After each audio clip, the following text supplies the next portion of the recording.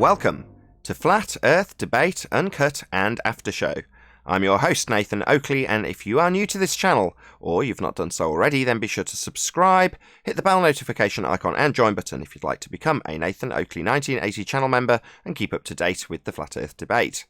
If you would like to support the channel, there is a super chat that runs alongside each of these shows while they premiere. There's also a PayPal, Patreon and crypto link in the info box below the video. Speaking of Patreon, I'm going to do a quick shout out to all of you who do support me on Patreon, so a massive shout out of thanks and appreciation to Bose Nail, Justin Duso, Joseph Bizarro, Samson, Maris, Harry Blade, Mobile Max 777, Neo the One, Lost Cat FE, Rob W, Open Minded, Reese Pound, Del West Watson, Mike, Muted, Dick Earth Skeptic, Chris Hillman, NA Literalist, Steve ALM, Maria Nealons, David Robinson, Unbelievable Productions, Blue Ridge Ranger, Rob H, Nathan Thompson, The Real Gabster, Winder Rider, Liam Nedrick, Erwin Jennisons, Abraham Mohammed, Dave Rakia Gafford, Naibai, Adrian Quintana, Skeptic936, Life is Short, Fireball X,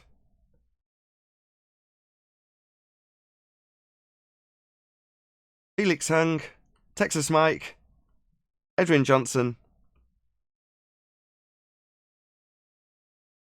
Why this is taking so long today to scroll all the way through this. Alexander Main, David Wayne Foster, and Dank got there in the end. Massive thanks of appreciation to all of you for supporting me on Patreon. Now I'm going to raise the mic on Skype and Discord today, as there is now, it seems, no longer a Google Hangouts to use for this show, so I'm going to have to find alternatives to that, which shouldn't be a massive problem, but in the meantime we'll use Skype for that particular purpose. Hey, Barry. Hello? Hello. You hear me? We do hear you. I'm going to have to use Skype today, because there's no more Hangouts on air. No more Hangouts. No, what? No more Hangouts. Oh, Heartbreaking. Did they finally cancel it altogether then? Mm-hmm. Gee. Wow. Okay, things are going fast now. Well, I suppose it's kind of surplus to requirements, and they'd pared it right back anyway. But there's like 1,000,001 alternatives now, right? And without doing anything, I can just do the same thing with Skype, which is what I'm doing. Yeah. Yeah, but it was handy, right? It was just another medium that we often used, so... Yeah, it's why another channel why that I now? can't. I don't know. I just came into it this morning, opened it up, and I was like, oh, no video conferencing call button. Oh, great. Is it just a glitch, or is there some news about that? That it's right now? Well, their news was to say that they were getting rid of it as Hangouts on air ages ago, and then they pared it right back and left obviously a temporary solution in the meantime. Yeah, but they had Zoom for a long time now. You would think that they would sort of let people know this is going to be the end and that's the date. And yeah. Maybe they did. Maybe I just didn't realise. I'm going to assume ignorance rather than malice. Ignorance on my part, i.e. they probably did say and I just didn't realise. Okay, yeah. I haven't used Hangouts also in a long time, so I'm not aware of it either. So, right. In tech circles, it's a bit of a joke. Hangouts. It's like, who uses Hangouts? It's like talking about MySpace. Yeah, but I know that Zoom, for example, is sort of like controlling and very, they can look in on the whole conversation. Not that they can't do it here, but I heard that it was not very secure. Depends what you want to do. I mean, I don't really care about that if I'm get my tongue around it. If I'm ruthlessly honest, I don't care. If somebody's listening in, it's being broadcast. So who cares? Yeah, but other people, they might have had these Zoom conferences that they don't record, right? So, hey,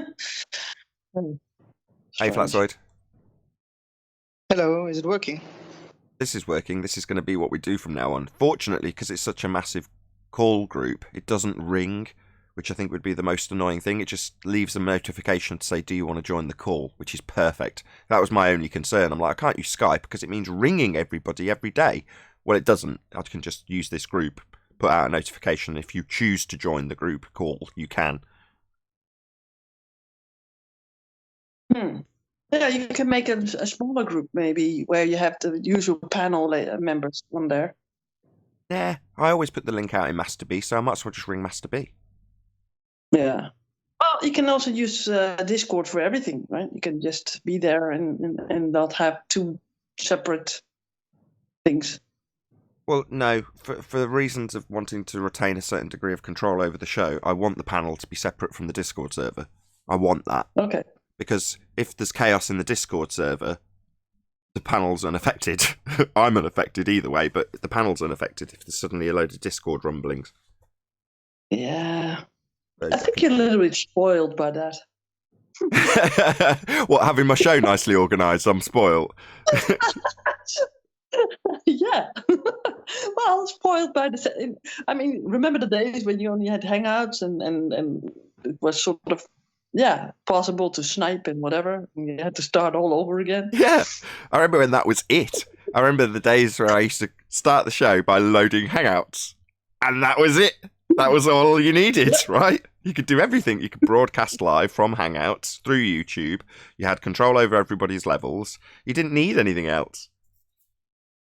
Yeah, but they could sort of eliminate the shows by Oh, of course, it was woefully inadequate from a security perspective, but from a convenience perspective, it was great. Yeah, and then you were spoiled by having Discord and having these two separate channels where you can put the people through. That's the spoiling part. Yeah, I'll find another alternative if needs some be. Respect for my Discord server. Oh, my bad. Discord's great. I mean, to be perfectly honest, though, Betty, the show wouldn't survive without Discord. So it's an integral part of the show. That's why I'm not complimenting it, because it kind of goes without saying. It's it is the show. It's the most critical bit, because it's a public platform where people can join via Discord. Sure. Yeah, well, having a sort of a symbiosis going, I think. I mean, my Discord server only exists because of you, also because of the new people that come in every day. So we need each other. How many users have you got on the server now?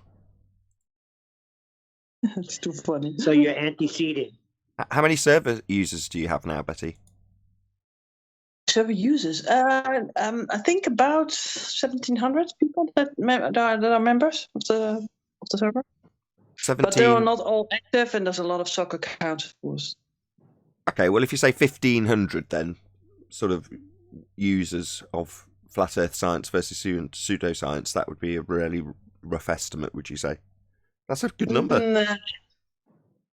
Well, I think that the active members are a lot less. I mean, that maybe 50 people are sort of more active than the other people just watching in or just passing by. So, yeah. Yeah, but so that's the always active going to... members of Discord are less, but they still might be able to come in from time to time.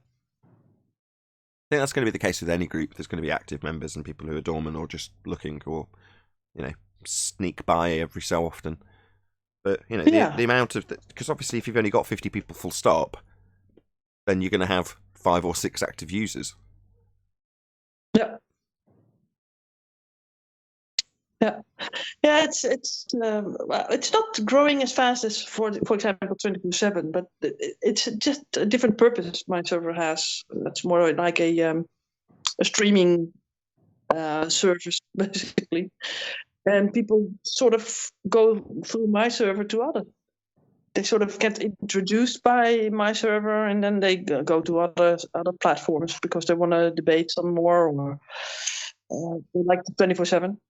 It's also a good platform. A lot of knowledgeable people in there, and I got a lot of trolls, of course. Yeah, your tip of the spear, though. I mean, obviously, Flat Earth 24/7 Discord does a very similar thing, but in terms of the the level of discussion, I think it's a step above. I'm not being critical of Flat Earth 24/7 Discord either.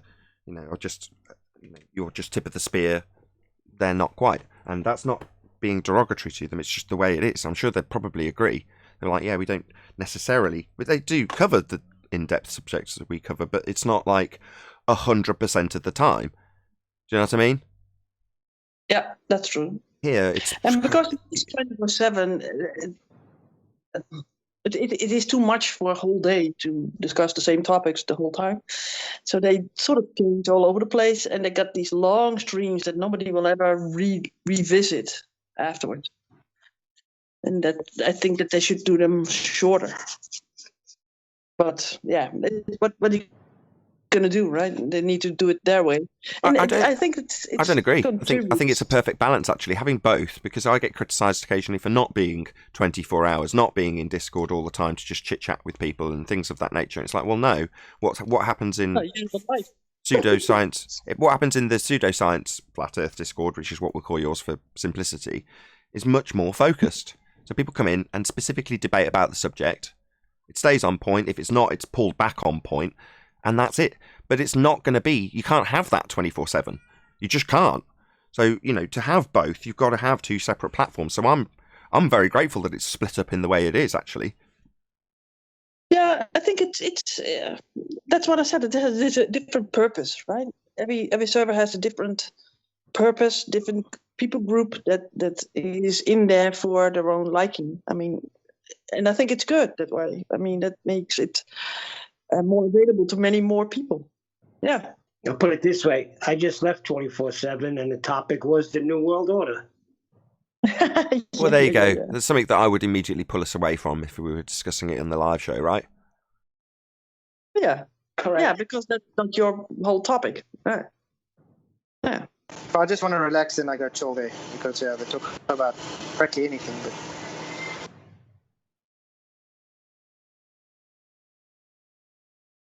is that someone having his mic on? I didn't understand the word you said. Sorry, my internet is very bad these days. I don't know what's going on. It's last week. Not your internet. It's the compressor noise and South African accent.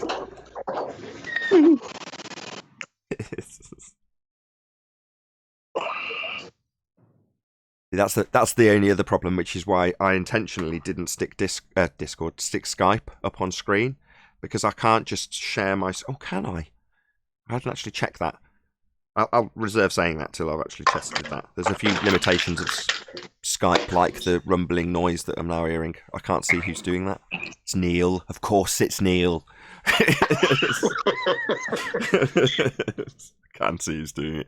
Yeah, I'll get to grips with the limitations of Skype, and I might need to replace it. I like, Neil, when you said in Ballbusters, was it in Ballbusters? Was it the other day in QE Live when you said, "Hey, I'm here"? that was at the end of the show. I kept losing it. Kept going in and out, and terrible. It was so fun. Are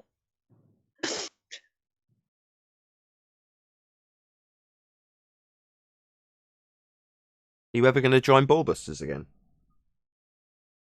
Well, the thing is that I talked to QE and I said, this is the time that I still can be with my parents. My parents are kind of old, and we, with the lockdowns here and the things that they might sort of make these how do you say, sort of lockdowns, in the sense that you can't go out at a certain time of the evening. And I want to spend as much time with them as I can, since they're still alive. So I said to him, my family is now more to the show than to the shows. So that's it, basically. No, I totally understand that. That makes sense. Yes. Sometimes you have to choose between family and other things, and Saturday night is sort of a family. It was always a sort of a family thing. So I just don't want to miss him, and it might change in the future. I mean, but it's not now, right? So that's why I said to him, well, I'm not going to be there for a while, but if there's something that I can contribute with, that's still the QE live, I will be there. So that's and since you're there, you can guide QE through the shows. Yeah, I think it's Betty's connection actually, Flatsoid. Or maybe it's mine. Yeah, I'm on my phone. I'm sorry. That's okay. It's all good. I'm just nice to have you. No, I get my fill of Betty on QE's live show on a Tuesday. So, yeah, I'm not complaining too much. I still get to get my fill. Yeah, the tall bitch that was talking on Tuesdays, huh? Yeah. I see the plus side with Skype. We can at least share screen. Well, that's what I was going to say to you. You shared your screen, but in the Hangout, I can just click it on me, and then you'll just appear doing that in the little icon. Whereas on Skype, suddenly I've got your face. It's giant. You know what I mean? Not saying you've got a giant head or anything, but you know, it'd be on screen, full screen, where Skype presented. So I'm going to figure out. I'll play with it. I'll figure out what it can and can't do.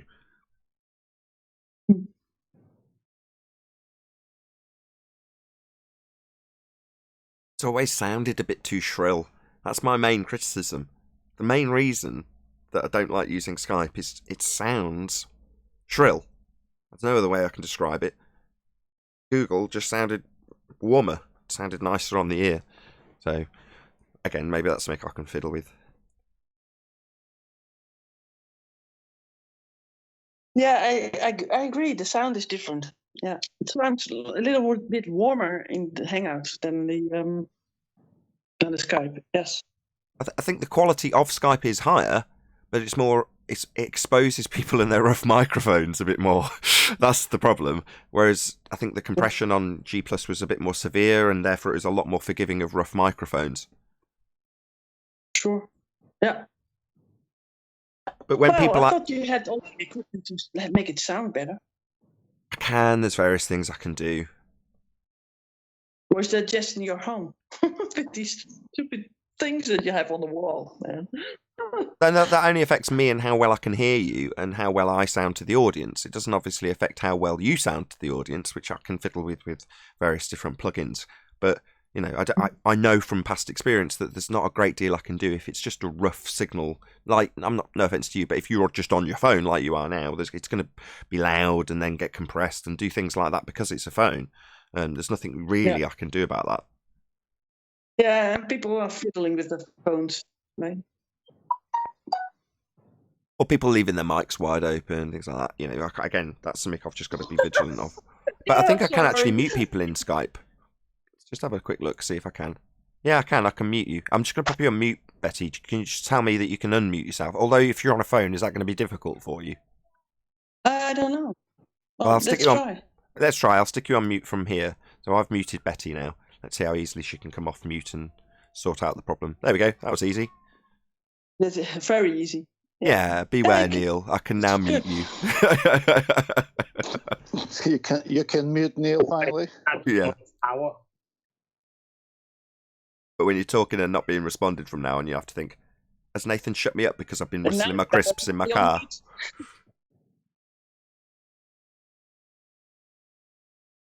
So what happened? I just came on. You, Nathan. Hangouts doesn't have a video calling or video conferencing facility anymore. It's completely gone. It's not just not Hangouts on air anymore. It's just no longer a video conferencing service.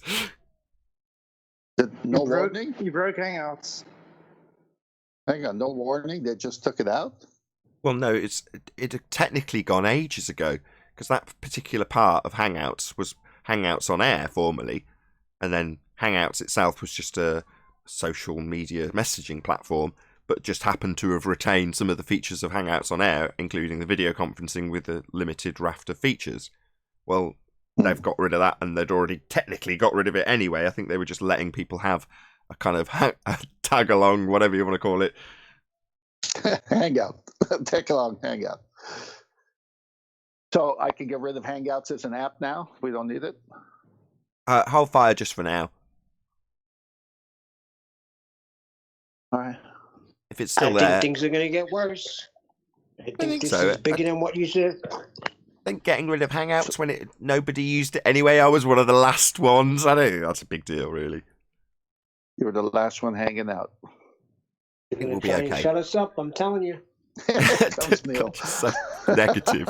I don't think it's a big Hey. problem, Neil, honestly. I got trained carrier pigeons. That have been, Conspiracy. It's conspiracy. You can still rumpus tent. You see, it's still all good. You can still talk over him. I said that this is conspiracy.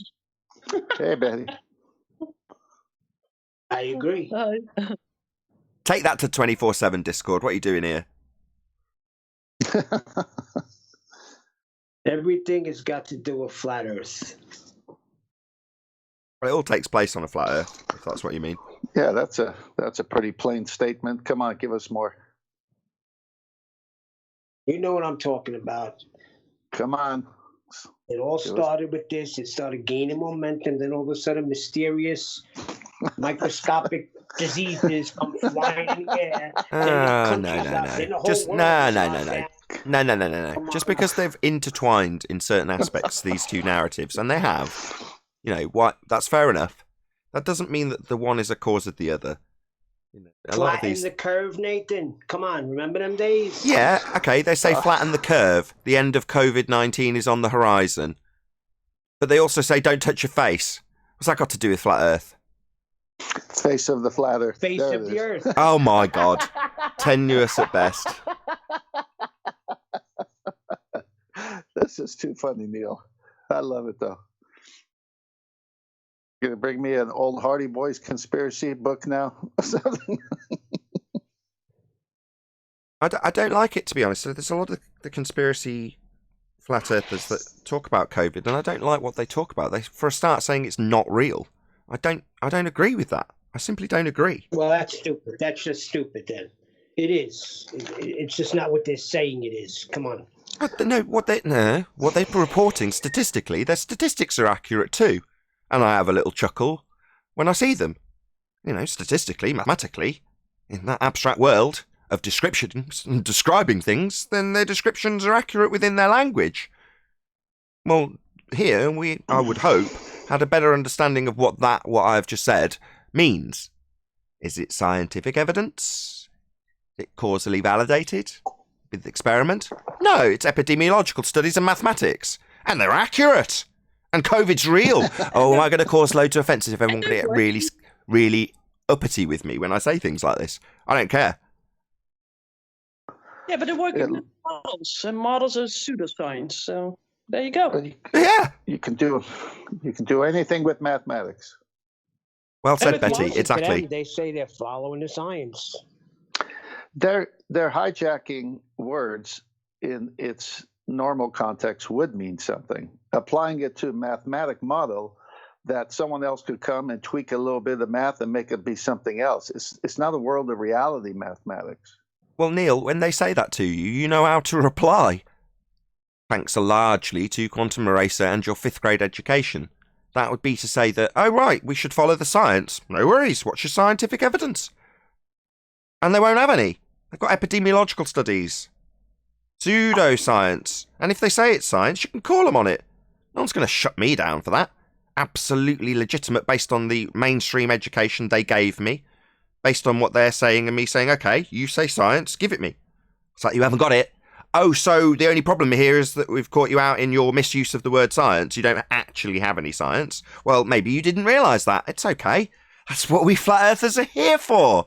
To educate you in what science actually is and how you've been misled into believing that your mathematical reifications are science when they're not. Now, we're not going to hold that against you. Just understand that you don't have science. The same goes for the globe. But does that affect me in my day-to-day existence? No. Because when I see people presenting what they claim to be science and it isn't, I just go, that isn't science. So I'm not too concerned about it. It's just the way somebody's described something, mathematically or otherwise. Well, okay. Their description's flawed. Doesn't worry me very much. Indeed. Well, they say that the vaccines are for 95% effective. How about that? Sure they are, based on their testing and the effectiveness that the parameters are testing for. I'm sure they are 95% effective, based on their parameters and testing. It's not science. Well, that's yeah. Well, you need to know what the explanation is. And Oh, well, if then you can see look it, into those you things. Think, oh my God, You can do that, and people should, and I have. And when you look into them, you can then make an educated decision on what you should do based on the information that they put out and publish for you to read. So read it. I will say this, though. I went back to work last week. I got almost a full week, and now I was asked to produce a negative COVID test if I want to continue to work. So they're really trying to shut down people altogether. Yeah, it's all about control. It's obvious. If this was a real pandemic, then we would all know someone through someone, if not directly ourselves, who has it. Hospitals would be full. You wouldn't have doctors come up on YouTube and say, this isn't what it is, and then they get shut down. It's just like the fake geometric horizon that doesn't exist. No, it isn't. That's incorrect. It's not science. That's wrong. No. What's wrong? Their definition and standard of pandemic is being met. So you're wrong. Sorry. No. Don't laugh. I'm being dead serious. I don't want to get this channel. Just let me say my piece, please. Hello? No. I don't want this channel shut down because I've got somebody conceived or perceived to be a conspiracy theorist stating incorrect information. That's wrong. No. You're going to say it's not a pandemic. Well, let me just finish. Hello. It is a pandemic. You are wrong. Look it up based on their definition and standard. We're talking about descriptions. Well, if you're going to argue about the semantics and the parameters of their description and say it's wrong, well, you're wrong. And I'm going to call you on that. I love it. Description. Yeah, and then I would say, well, change the whole definition of pandemic in 2009. Listen, I get the coded message. I'm fine with it. Right. If Becky's wrong about... just another qualification. If Becky's wrong when she describes a Coriolis effect being apparent, that would be to notice it, and how we wouldn't, then we'll call her on her own rhetoric, right? We'll correct her. Well, this is no different. Now, if you're incorrectly asserting that their rhetoric is wrong when it isn't, obviously that stands to be corrected. It will be followed swiftly with me presenting what I've already said. This isn't scientific evidence, and if you say it is, I'm in every way willing to study the scientific validity based on cause and effect reasoning, hypothesis, experimentation, all of the things we discuss here. But when you start getting into their arbitrary definitions and the semantics and say that they're wrong, well, you're wrong, and that's got to be pointed out. That's why people lose their channels, because they say things like that when they're wrong. Now, far be it for me to agree or disagree with what's being claimed, but when you're going to disagree with the epidemiological study and say it's incorrect, well, then again, I'll have to call you on it and say, no, you're wrong. Now, an epidemiological study is mathematical based, it's description based, it's abstract, it's not science, and all those things are true. None of them will get me in any trouble, but saying that it's not a pandemic, well, that's just false. Excellent. Well, it is a pandemic, I'm telling you, because I can't go unless I get tested. I can't go to work. Well, there I'm you not go. saying it's not a pandemic. I'm saying it is.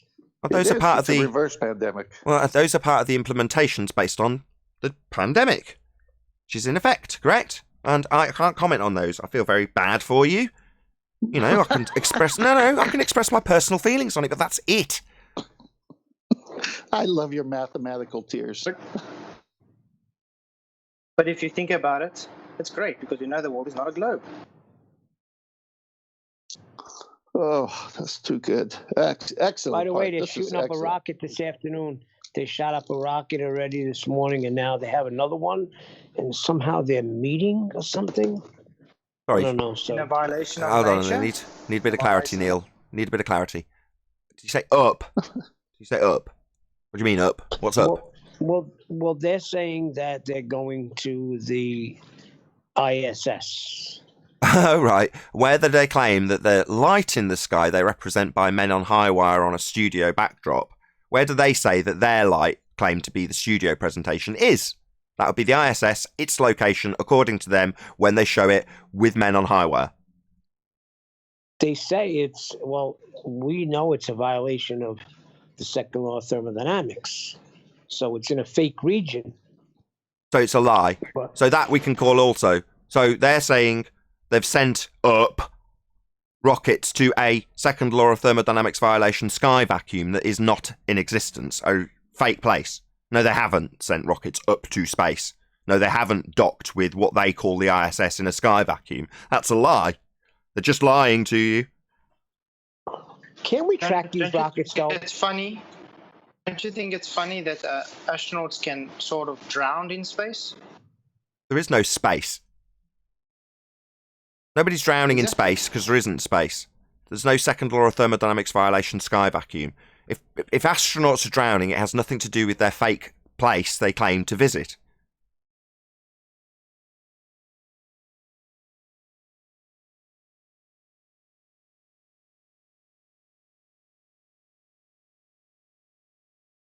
It's good to have a warm-up show, isn't it? The pre-show on a Monday starts off talking about the lack of hangouts on air, ends up with us debating about the nature of reality on the warm-up level before the live show. I love it. Mondays are great.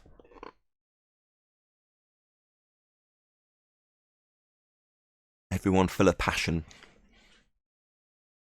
They are ace, but I just got to get used to this new system here. Me too, me too. It's far more stressful for me, Neil, I promise.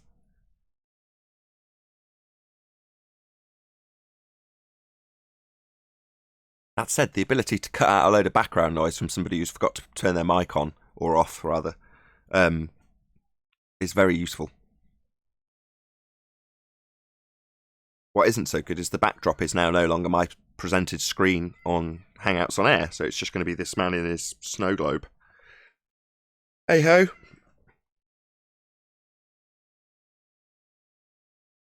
A load of people in Discord, I should really hustle off mute before we go live. Okay, I'm back from getting tea.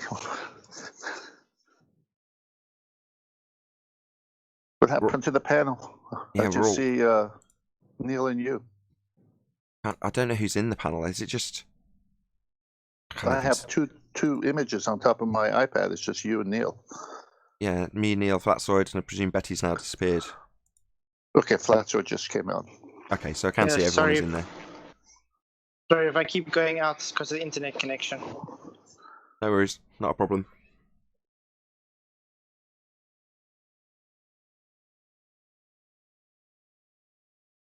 Go live in a couple of minutes. Hopefully the conversation won't die out beforehand while I fiddle with things.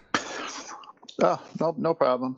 So Neil, how was going back to work for a week? How was it working with the boys?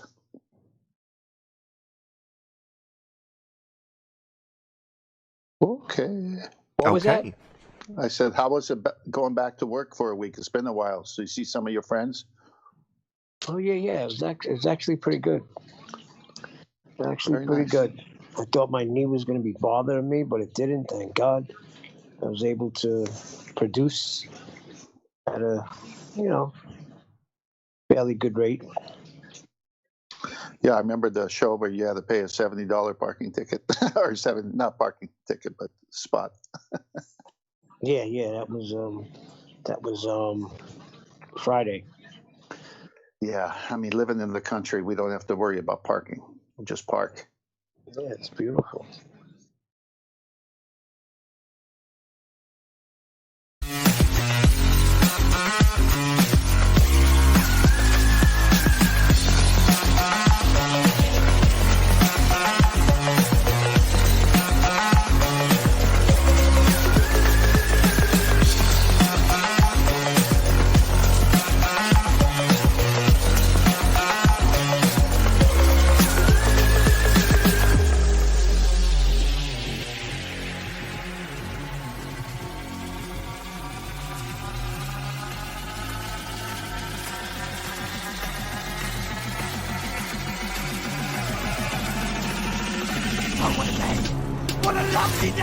Welcome to Flat Earth Debate Live. I'm your host, Nathan Oakley, and if you are new to this channel, or you've not done so already, then be sure to subscribe, hit the bell notification icon and join button if you'd like to become a Nathan Oakley 1980 channel member and keep up to date with the Flat Earth Debate.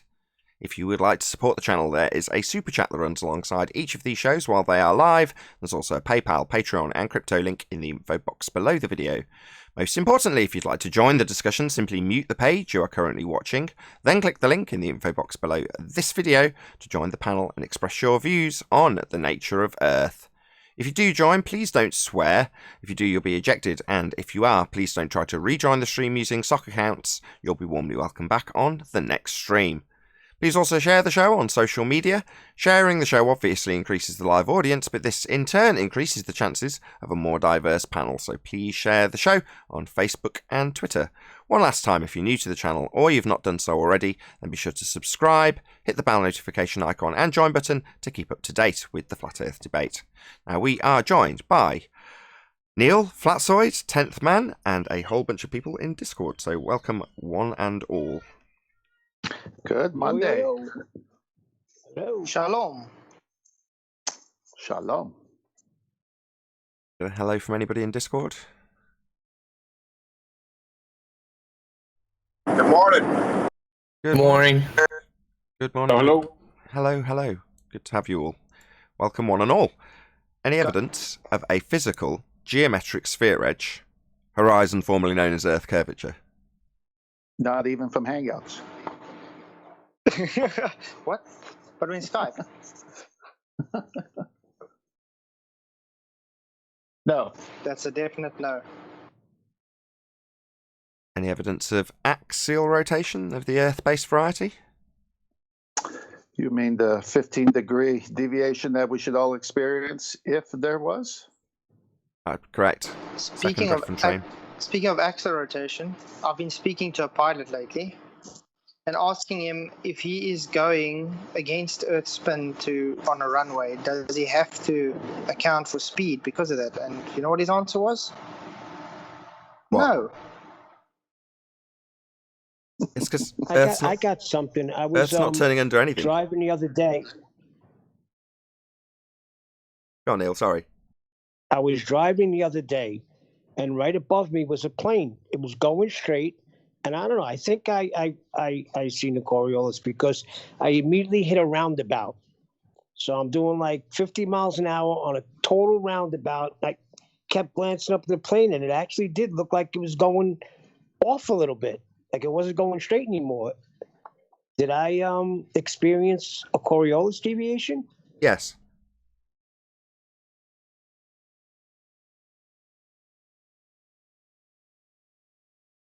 Yes, you did, Neil. Likewise, if you were spinning on a kid's roundabout in a playground and you looked up and saw a plane, because you're turning underneath it, it looks like the plane's curving. At one point, it looks like it's done a complete U-turn because you've turned underneath it. Now, obviously, the plane's not doing anything. It's just travelling in a straight line. But because you're spinning underneath it, or in your case, driving around on a roundabout, it looks like it's taking a curved trajectory. Well, it isn't. It's just a not actual deflection experienced as U-turn underneath stuff, and they claim Earth has this effect, which would involve Earth turning underneath things like planes that aren't attached to the rotating reference frame they claim turns at 15 degrees now beneath it. Now, that would shorten flight times. Obviously, if we were turning beneath that plane on a rotating Earth, that would mean Earth was rotating beneath aeroplanes for us to see them seem to deflect. Well, It blew my mind. Nathan, some of them claim this is happening. Others, when you bring it up to them, say we shouldn't expect to see it happening. Well, they deny it because it's not existing in actuality. So we don't see Earth turning underneath aeroplanes, shortening their flight times, or causing an apparent deviation from the ground. That would be a Coriolis deflection, not actual effect of it seeming to curve because you're turning underneath it. Well, we don't have that effect. And when we as flat earthers point out that we don't have Coriolis deviation on an Earth that's claimed to be spinning, they say we wouldn't expect to see 15 degrees an hour drift exactly as we claim. That's what they argue with us at trench level. Now we just say welcome to flat Earth. So no 15 degrees an hour deviation then. We wouldn't expect to see it. Oh, well, there isn't one then. But if they claim Coriolis is based on scientific evidence, would you not have to actually have a natural phenomenon observed? Then why are they not using natural phenomena and they just making man-made observations? Well, it would be very much apparent if it actually happened. There would be a phenomenon. You'd see things drifting away. You'd launch a drone on the equator and it'd drift away 1,000 miles an hour. Or a bird would launch off the ground and Earth would turn underneath it. Now, that would be a phenomenon worth studying if it actually happened. It doesn't. We're not turning. We don't have two reference frames. Earth isn't turning beneath stuff at 15 degrees an hour. It's not turning underneath the sun at 15 degrees an hour. It's not turning underneath a drone at 15 degrees an hour. It's not turning underneath a sniper's bullet at 15 degrees an hour. It's not turning underneath Neil deGrasse Tyson's football when it leaves the football field and curves through the goal, according to him. Because that would involve Earth turning underneath the football, and it would also turn underneath the blimp that watches the game, and would cause the blimp to drift away at 15 degrees an hour, and that doesn't happen. So, Nathan, if someone who really believes in the globe religion bought you a ticket from Charlotte, North Carolina to LA, and it took you an hour and a half to get to LA because the Earth is turning 15 degrees underneath you coming your way. And then the return flight took over 4.5 hours from LA to, would you believe it then? It would take a lot longer than 4.5 hours if you were fighting an 800-mile-an-hour turn of the Earth beneath you. But nevertheless, without any deviation, it would be about 4.5 hours either way, which it is. But if you were flying from Charlotte to LA in your first example, then it would only take an hour and a half, and everyone would be really happy with their shortened flight times. Balloonists would do really well because they'd just have to hover in the air for a bit and wait for the next country along to come along to them, which doesn't happen. So you mean to say that even the flight from LA to Charlotte, North Carolina, say at 600 miles per hour, if the Earth is turning underneath at 800 miles per hour, you would never reach your destination?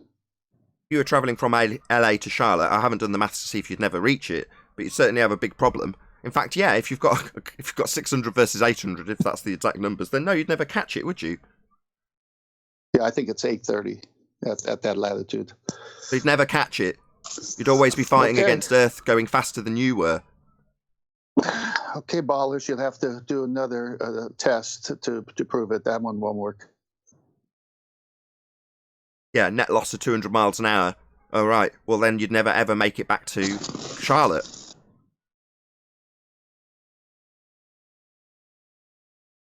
Any evidence of the distance to the sun? No evidence to the distance to the sun.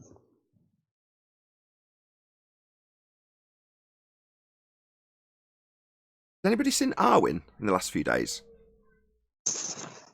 I saw something on Skype, him asking a question, but he has his show today, I think. Oh, he did have a show today. Arwen's feeling under the weather today. Okay. I was a bit concerned about him because he didn't go live on, I can't remember if it was Saturday or Sunday, and I tried to get in touch and he didn't respond. But obviously he's okay, which is good. That's all that matters. Any scientific evidence of gravity? None whatsoever. Reification. How can a concept be in a concept and then call it science? About any single Well, viable... wouldn't that be... Sorry. Oh, go on.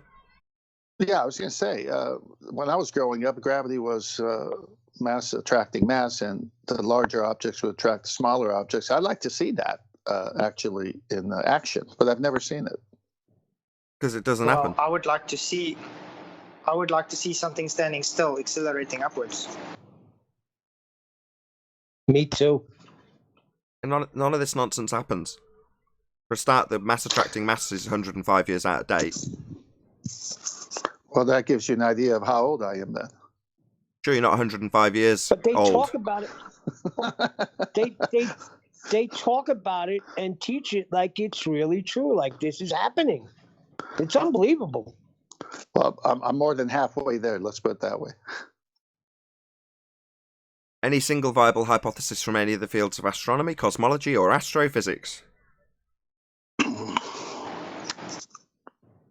Well, It's kind of go on. Go on, it's Fletcher. kind of strange to me. It's kind of strange to me that all the astrophysicists and everything I've been asking for this question just keep avoiding me. They would rather come and give me just a story and ignore me than actually give me an hypothesis. Yeah, I agree with Flatzoid. I've gone to Dr. Becky's channel and the other channels, Neil deGrasse and all, and put comments, and they never seem to want to respond to a good question.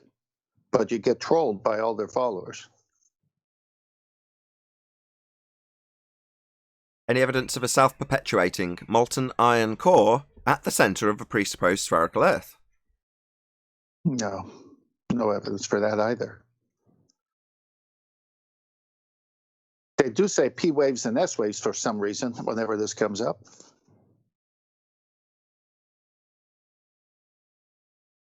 But when they say molten iron core, they're assuming that we're on a sphere and that the Earth is a sphere.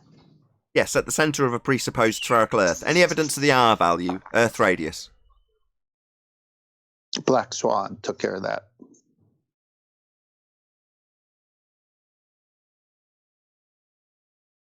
Where's Chocolate? He's also missing in action, it seems. No Chocolate, no Arwin. God, it started off so well in the pre-show. Did they get your invite? They just maybe they don't know what the score is. Happening. Yeah, I should explain that during the live show. I don't think they know. Maybe they don't realise. Yeah, who knows? I'll explain it after the fact. Any evidence that you can have gas pressure without the necessary antecedent of a container to press upon? No, because entropy would increase. Say about that. Listening back on the show, I don't know what Righteous was trying to say the other day, and it pissed me off all over again because he was speaking on an authoritative manner, and I don't think he has any proof for anything. Well, no, that's impossible to have any kind of pressure without containment because you need the molecules to be bouncing off the walls of a container of some type to have pressure. And every time they demonstrate, meaning the ballers, they either come in with a container or somehow say it's a container, but at the same time say we can have it without a container. So you can follow that kind of...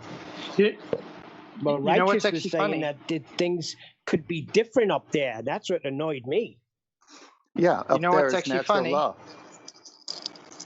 Yeah, what's actually funny? Even the atmospheric law, I've been studying around on it because it comprises of Henry's law and everything, and it also has to do with containment. Isn't that funny? And why would this annoy you? If we live in he formulated his claim, he presented it reasonably concisely, defended it, stood corrected at the end. What's the issue? No issue. That's the issue. He left like he won. But it doesn't matter. There's no issue anymore.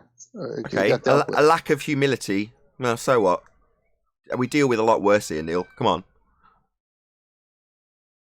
A lot of stuff I didn't hear till I re-listened to the show, so I'm pissed off all over again. Well, don't be. There's no need. No need. Relax, Neil. I don't know. Down, boy, down. I save my annoyance for the fundies who come here and assert it in the moment, because there's a show to be made as a result of it. But letting Friendly Fire annoy you, he's gone out, he's done a bit of research. I appreciate the fact that he asserted it in the kind of with the dogged determination that he had behind his assertion. Good. Keeps it much more concise. Direct. I like that. I appreciate that. If it pissed you off, then fair enough. I'm not going to, I can't question your feelings on it, right? Well, let's go back to gas pressure. Because he was coming. Yeah, that's my point. You still can't demonstrate it, but you're going to turn around and tell me that the way God said the waters can go this far and no more. He didn't say that about the sky. He said nothing about the sky. And to say that things could be different up there and we're leaning on our natural understanding and not God's understanding, it seems to want to put himself in a position where only he hears from God. So? Well, isn't that a special pleading fallacy, I think, if you claim about something different but don't know? How's it any different to Dave Rakier Gaffer claiming that we've got waters above the waters based on the same standard? Now, you would say that biblically his standard of historic evidence... But I'm just saying, other than the stacking up of the historical standards, there's no difference in the assertion, one being right in historic standard, the other being wrong. But Well, hang on. I got to come to Neil's aid here. Dave is referencing the Bible correctly, whereas Righteous came in to reference the Bible incorrectly. So if they're going to use the Bible as the reference, then Righteous was wrong and Dave is right, because that's what the Bible teaches. But it doesn't change the fact that both are a baseless assertion fallacy on the face of their actual physical evidence. Both have the same standard here.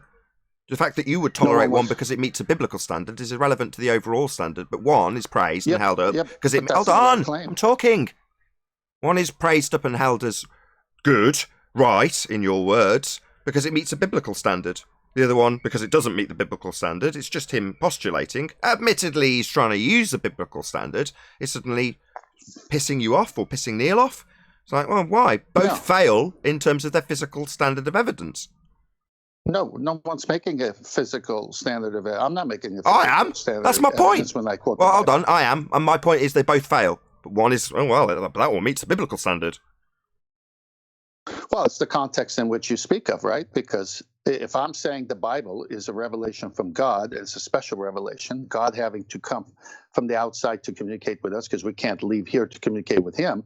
And I say that's what the book claims to be, and I'm staying within the frame of that. I'm fine because I'm telling everybody what the ground rules are. I'm not trying to claim physical evidence. I'm not doing any of this stuff. Now, okay. I could easily, well, I've got to stamp that out then, haven't I? I've got to say, well, this isn't a biblical debate, so the standard that we have here isn't that. No offence, but if you can work within those parameters, I'm not going to be seen as a reasonable person if I allow a biblical debate to take place when the standards here aren't those.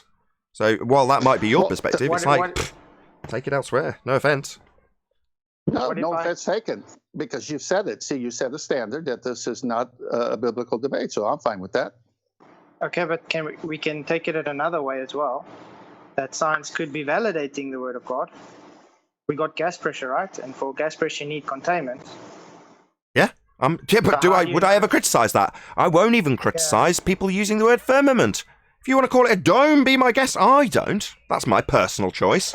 But when you say there must be, let's say, this is my words, right? But if somebody else were to say there is a dome, we can't have gas pressure without a container, would I be behind them every step of the way? Yeah, I would. Would I use that vernacular? No, I'd say containment. Who cares? They're right. They're using biblical references and standardising it with physical evidence. More than happy to back that. Right. That's why we had to correct Righteous, because he was going to biblical reference but misquoting it. All righty then. Was that the last question? That was the conclusion of housekeeping. Unless everybody's from Discord's got evidence of gas pressure without its container. John, maybe? Well, I was going to say, what if it's an imaginary container? We just had Flatsoid explain that, you can have a biblical standard all you like, as long as you back it with science. Well, that's what atmospheric law is based on, is imaginary containers. So not science, then? Well, John, the word imaginary, what does that mean? Means conceptual. Well, they make conceptual containers at different pressure gradients. And then they say each pressure gradient is pushing on the one below it as a volume. And that's demonstratable somehow? No, you have to pre-assume a bunch of stuff like gravity, a sphere, I see. a bunch of other stuff. Yes, it is demonstratable with actual containers. If you had actual containers, you could probably do it, but they don't. Well, there are gradients of pressure in actual containers. But their system doesn't have any containment at all. In fact, they've got it placed in a vacuum, not dispersing in violation of entropy.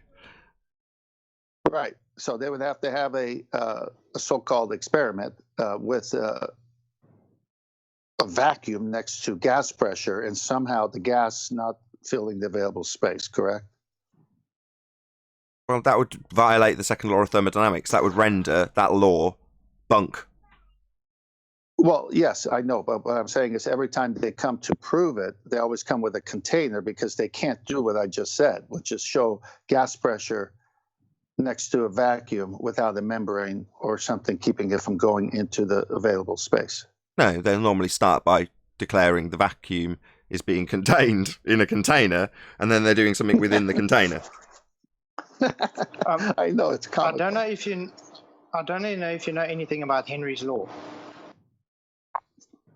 Fill us in.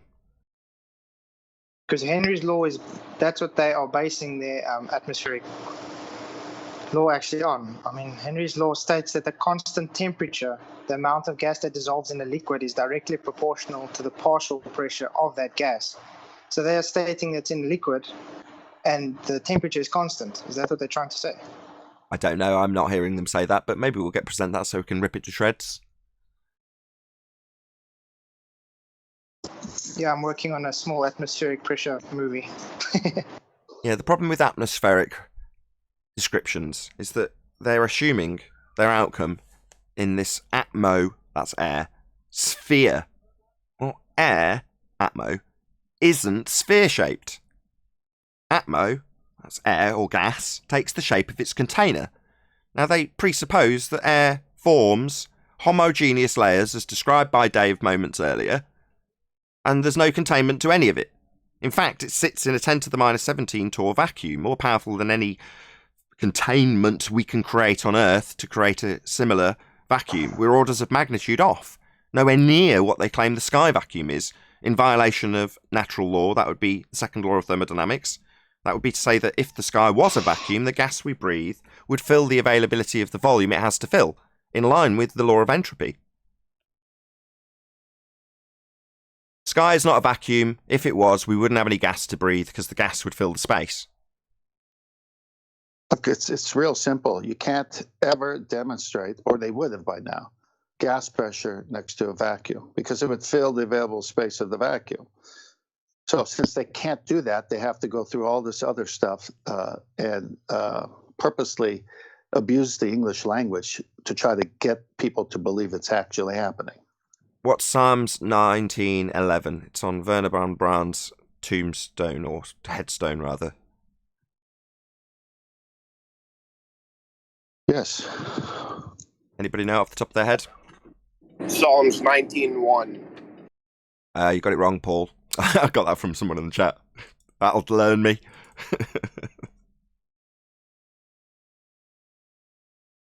Anybody? Anybody recite it? If it's Psalms 1 or Psalms 11, it makes no difference as long as anybody knows what's on Werner von Braun's headstone.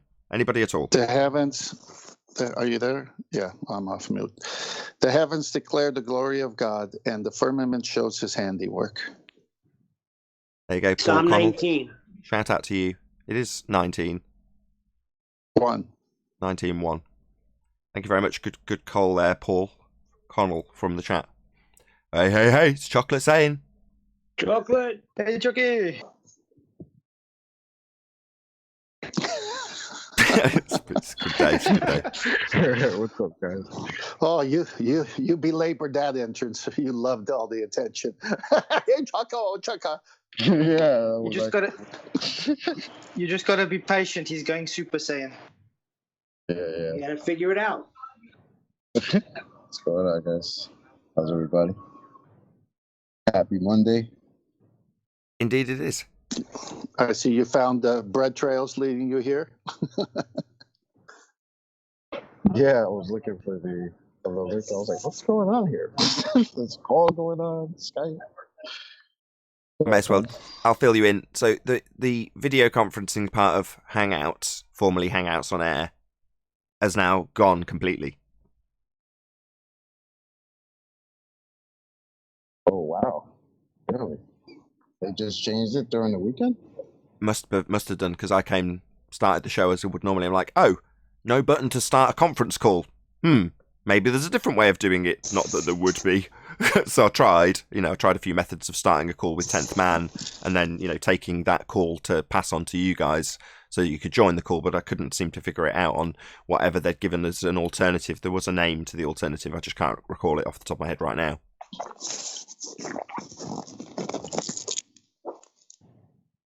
All right. Well, at least this works. Seems to work all right, I guess. Yeah, Yeah, seems fine. Anybody in Discord want to discuss the housekeeping questions? Invitation.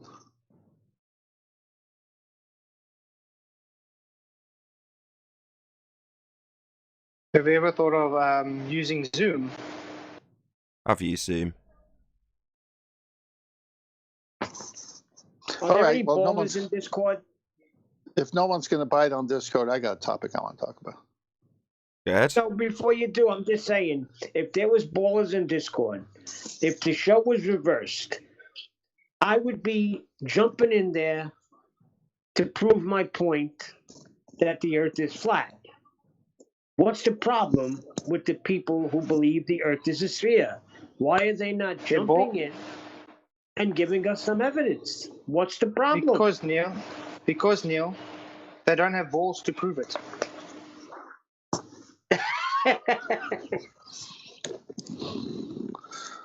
Well, that's a play on words. Nothing I'm guilty of course. Well, of course not. All right, let's go on. Sunspot. When you see the high altitude balloon, you see the image of a sunspot over a particular area over the Earth. Everyone familiar with what I'm saying visually? Are you asking if we're familiar with sunspots? Well, just particularly the one from the high altitude balloon where it shows a reflection of the sun over a particular part of the Earth. Okay, no, I'm not familiar with that. Shout out to Old Junkie for I the super think chat. what you mean to say is a hot spot. A hot spot. opposed to a That's another way sunspot. of saying it. Yeah, hot spot, sunspot. The sunspot would be what they call like the dots on the sun, right? But the hot spot would be the light that you Okay. see, like let's say reflecting off the ocean. That's what you mean, right? Correct. Something That's like what I that? mean. Yeah, Gotcha. that's what I mean. Okay, my bad. Since there are sunspots, I meant, but I said over the Earth, but I guess hot spot is better. Let's put it that way. A hot spot. I got your back, buddy. How you always do, Choco. Okay, so we're all clear now. anybody Hotspots. A little dot Hots- on the top of the clouds when seen from above in a potentially hot air balloon or weather balloon. Something looking down on the clouds, looking at a hot spot of the sun on the clouds. Okay, we're all on the same page. Go ahead. Yeah, and even from a weather balloon that's well over 100,000 feet above the Earth, you see it over the ocean even. So that hot spot is zenith, zenith being the 90 degree. So let me get to my point. So if you want to know where the 57 astronomical stars and the 4 planets that they use for navigation, plus sun and the moon, you must know their geographical position at zenith. That's where in the almanac that you go to, it tells you where the sun is at that point at zenith, 12 noon for us, basically, over that particular part of the Earth. And that's how they get their latitude, longitude fix, using time from Greenwich for the longitude and the latitude as well from where the geographic position is of the sun at that exact second. Now, 5 minutes later, it's going to move a little bit, and 5 hours later, it won't be over that spot, it'll be somewhere else. So in order for navigation to work, you must know the exact location of these stars that they use for navigation at that moment, where it's a direct shot at a 90 degree. Can't be angled, it's got to be direct. And based on these pictures, it is direct. Now, if you're a sailor in the ocean and you pull out your sextant and you want to know how far you are from something, you have to know the geographical positions of these stars to get the angle from where you are to where they are at 12 noon, the zenith position of it, if you follow what I'm saying. Yes, indeed. Everybody Hey, with Eli. me? Okay.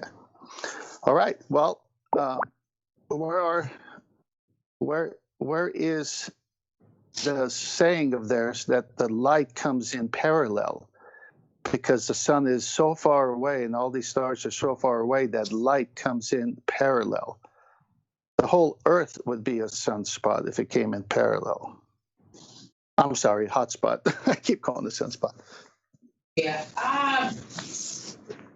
You with me? Yes. Thank you for sending that, Chocolate. I've got it on screen now. Yeah, I figure that might help. That's what you're talking about, Temp, right? I'm not looking at the screen, but it is, yes. I put it in Skype. Master. Oh, okay. I'll go there.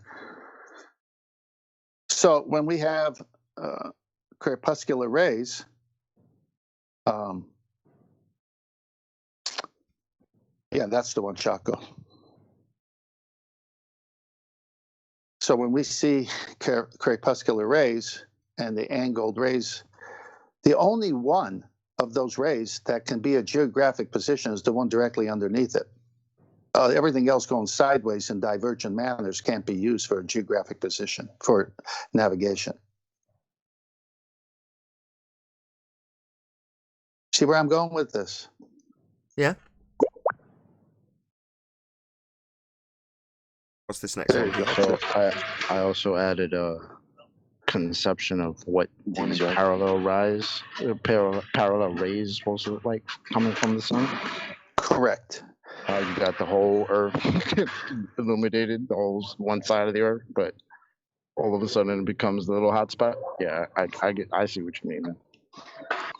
Yeah. So for an instrument called the sextant, I'm going to be putting up a video soon. I've been working on it for a while, but I've got to figure out all the angles to the comebacks and have that within the presentation, so it's one presentation covers everything.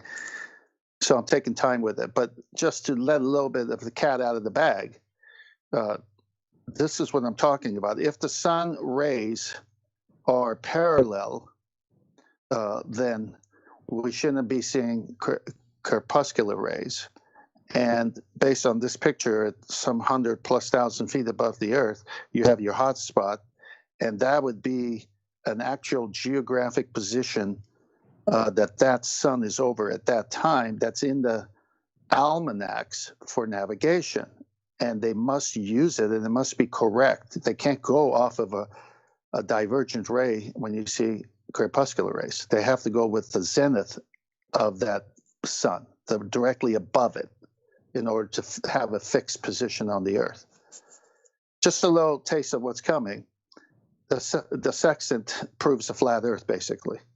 It can't happen on the globe. Can't work. Nice. Excellent.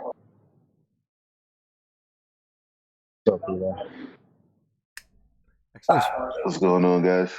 Hey, Eli. Hey, Eli. Is it Eli? Because I call you Elijah each time you join. Elijah. It's all good.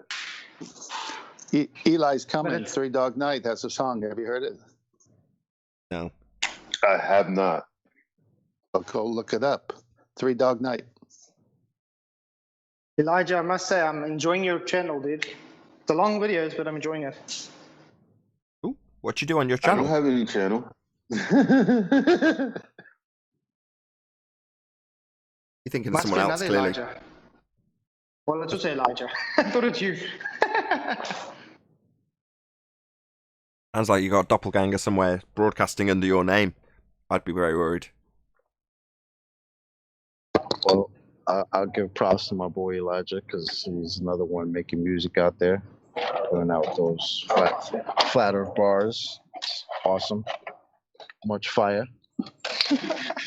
Thank you. New song out now. Anybody who wants the link can have it. Chocolate, when you say flat earth bars, is that a location or is that musical bars you're talking about? You know what bars I'm talking about, man. Wow. Yes, music band. Is Adam here? Did Adam join the call? I have. I wonder what was going off at first, but yeah, found my way. Just figured out how to see who's actually in the call. Hello, Adam. Afternoon, everyone. You go back to get knocked off number one spot, Chocolate. Am I hearing? Say that again. What? You're about. Hey, you left the after, or you're in the after show channel, Nathan. Oh, my bad.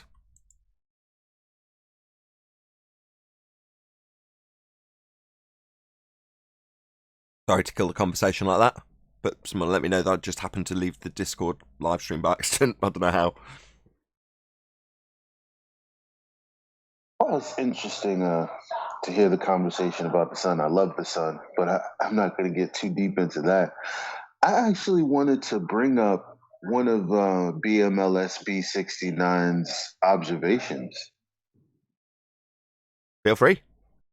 Like, so, I mean, no, I haven't really heard too many people talk about this one, but he has an observation where he's 3 feet off the ground at one point, at most 1 foot off the ground. And he's looking at a platform 19 miles away with the horizon behind it. We have covered it, but yes, it doesn't get covered anywhere near as much. And yeah, it's a black swan, obviously, but it's miles better than the original black swan. But it doesn't matter. It's one of those that you only need one. And there's going to be more and more coming in. And that is a better observation, I grant you. And it hardly gets talked about, right? Hardly ever. I'm like, come on. I'm like, what? Come on. Dean Wright, I plugged him the other day, did a thank you video. So thank you, Dean Wright, for doing a thank you video saying goes to GeoShifter. Anyway, he went out and did the same thing. He's like, look at this boat on the horizon. Admittedly, it hasn't got a horizon behind the boat. They're both sat on the horizon. But ultimately speaking, they're both out. One of them's out at about a similar distance, or maybe 15 miles. He's like, there you go. Flat Earth. I'm just out. Here we go with my camera. There's flat Earth in front of you. Simple. You know, in terms of BLMSB 69, he's getting the clarity to show the horizon is actually behind these platforms at 19 miles, and it does make me smile. But I fell foul to that immediately with QE. Now, I quite like telling this story, so I might as well tell it now. You know, I approached him soon after the Black Swan had got going, maybe in February, and said, here you go, this BLMSB observation is slightly more recent, better clarity, less refraction. Wobbly grains aren't a part of this particular image. Let's use that. You know, it stops them going immediately and saying refraction by pointing out grains. And he's like, QE's response was, I want them to say refraction. This is before I really got it. I'm like, what do you mean you want them to say refraction? And they broke it down for me. And he's like, well, what is their refraction? Well, their refraction's based on R. Where are they getting R from? A physical geometric sphere edge horizon. The best and most succinct way to describe this is with Arwin's description. It becomes a paradox. You can't measure R to move the horizon with 7/6R. Well, therefore, as soon as they say refraction, they're saying they haven't got geometry. If the line to the horizon, that's a tangent in their maths, is bent, refracted, deviated from straight, it is not a tangent. If the point they are measuring is refracted, that would be the horizon, then it's not a tangent point. So it debunks the geometry. So therefore, we'll let them say refraction. Therein ends their model.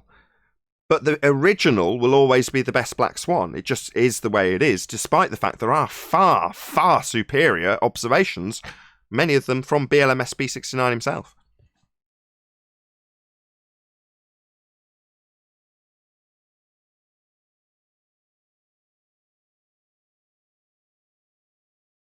Shout out to Paul Connell, who was the guy who commented earlier.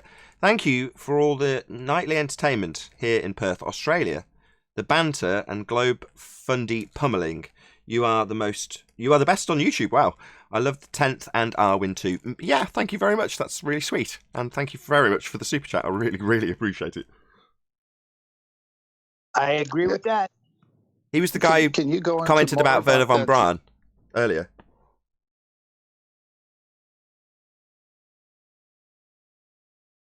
Oh, Neil. No, I was just saying I agree with that. Whatever you just read. Nathan, why don't you jump into that a little bit deeper about them using refraction and how it destroys there are, the 3959, but because if it's no longer geometric. Well, other than repeating exactly what I've just said, what they're measuring is a physical geometric sphere edge horizon. And they call that, in geometry, a tangent point. The physical point where their line they'll drawn from the point they're measuring, that's what you must have to do geometry, a tangent point. Well, the moment they say the horizon is refracted, regardless of which methodology they're using, that would be refraction, which is real, or their geometric terrestrial 7/6R refraction, regardless of which one you use, it's no longer a tangent point. No longer capable of being a tangent point, because refraction is always, in their world, everything's refracted. Well, while you might be able to argue that as true or otherwise, it makes no difference if you're doing geometry, you need a tangent point. Same goes for the line you draw to that point, their physical edge. The edge they used to say block boats and buildings. A tangent point has a tangent line drawn to it. And what is a tangent line? Well, it's straight. So as soon as you refract that line and say, well, the light coming to your eye is bent, well, it's not a tangent anymore. Bye-bye, globe geometry. They can't assert it anymore. And the way they get around it is even worse, because they say, well, I'm going to bend the line with 7/6R, that's terrestrial refraction, and that bending of said line, terrestrial refraction, requires the R value that required a measurement to the tangent point they can't see anymore. Paradoxically speaking, it leaves the model in tatters. It implodes. It's no longer tenable. We do not live on a sphere. You cannot assert sphere geometry mathematics. It's just not true. Earth is flat. Like light beams diverge from the focal point. I don't know anything about this bending around physical Earth curvature. Like, that's so weird that they would even assert things like that. I mean, you do a quick Google for how far away is the horizon, and it tells you everything but refraction. It just tells you this is how you calculate the distance. This is where it is. Boom. There you go. I mean, it's ridiculous. The mathematics for an Earth curve is a hijacking of the effect we call perspective in simplistic terms. They've taken the effect of things getting smaller into the distance and asserted that's actually an Earth curve obstruction at the horizon that's physical. A tangent point they can measure with geometry and draw a straight line to, until the black swan came along, and now they're drawing bent lines to non-physical, non-tangent points. So no longer doing geometry. End of model. You can't get R if you can't measure R. To move the horizon with R and make it a non-tangent point to bend the light without a tangent to it. It's completely screwed. Yeah, but they say they have measured R. Well, how? Yeah, how would you measure it if you can't see it? If you can't see a physical tangent point, how are you going to measure it? No, they base it on the radius 3959. So this. Well, you can't measure something if you're basing it on it. That's circular reasoning. I'm going to measure R. How? Well, by assuming R. Well, no, you're supposed to be measuring it. Measuring something is measuring something. Assuming something is assuming something. Saying I'm assuming it to measure it is just circular reasoning. Doesn't it always go back to they have to assume that we're on a sphere?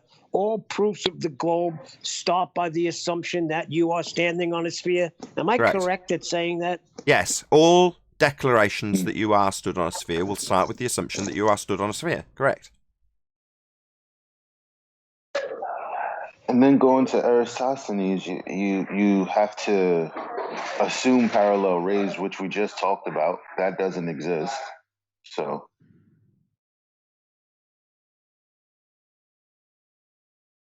The whole model contradicts itself. Well, there's only one. Hold on, 10th. Say again. Hold on, 10th. Say again, sorry. The whole model contradicts itself. In every argument they give, they double speaking contradiction of what they claimed in the first instance. Absolutely. They claim something happens, like Earth has 15 degrees an hour drift as we turn underneath stuff not attached. You say to them, we don't have Earth turning underneath stuff not attached. And they say, we wouldn't expect to see Earth turning underneath at 15 degrees an hour. Whatever gave you that idea? It's also a constant bombardment of stuff that the media puts out. Like, look, I just seen a commercial for the PlayStation 5 that's coming out. And the whole commercial is Earth, a globe, and planets, and boom, PS5. Yeah, back to Elijah here for a minute. there's only one part of those divergent rays that's directly overhead. That's the hot spot.